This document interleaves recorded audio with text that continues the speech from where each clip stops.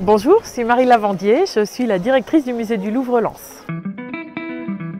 Le pari du Louvre-Lens, c'était le Louvre autrement. C'était d'abord de prouver qu'effectivement, avec cette collection qui est une des plus belles du monde, on peut parler, on peut attirer un public qui n'est pas forcément un public qu'on a d'habitude en grand nombre dans les musées.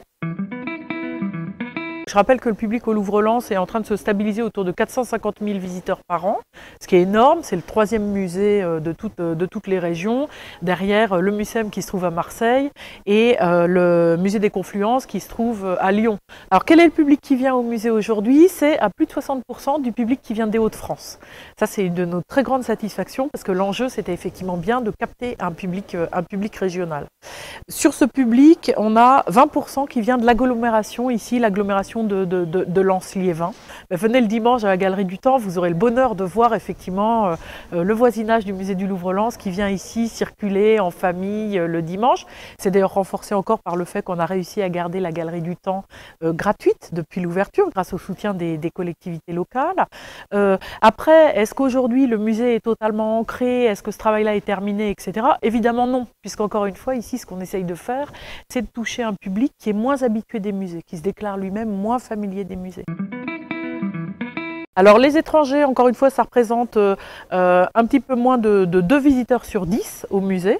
Et les nationalités les plus représentées sont les Belges. Les Belges, c'est 1 visiteur sur 10 au musée vient de Belgique.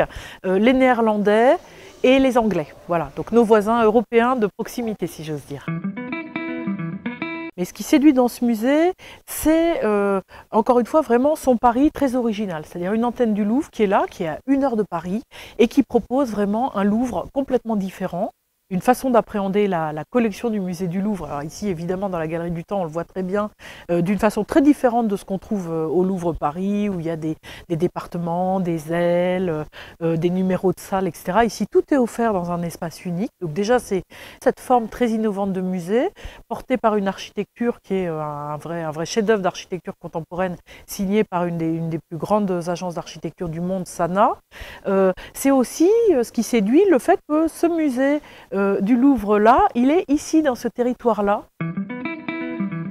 On m'a posé récemment, ce sont des collégiens qui préparent un journal numérique pour notre 5e anniversaire, qui m'ont posé une question encore pire que la vôtre, qui était: est-ce qu'il y a une œuvre ici dans la Galerie du Temps que vous aimeriez avoir dans votre salon?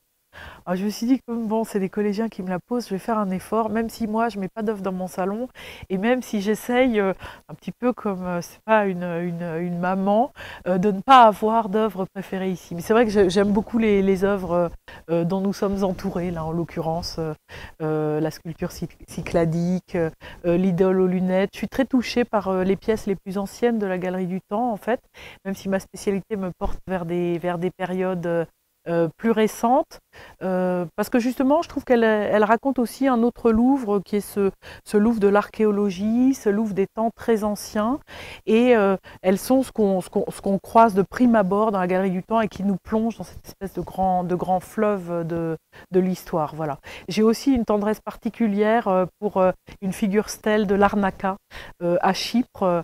J'ai une tendresse particulière pour elle parce que c'est un objet, on ne sait pas ce que c'est. On ne sait pas d'où ça vient, on ne sait pas de quel continent ça peut venir. Et c'est vrai que j'aime bien les objets comme ça qui brouillent un petit peu les pistes. Alors après, évidemment, on a des tableaux absolument merveilleux dans la Galerie du Temps. Et je m'arrêterai sur ces 3 premiers objets qui sont vraiment dès les premiers mètres qu'on parcourt dans la Galerie du Temps.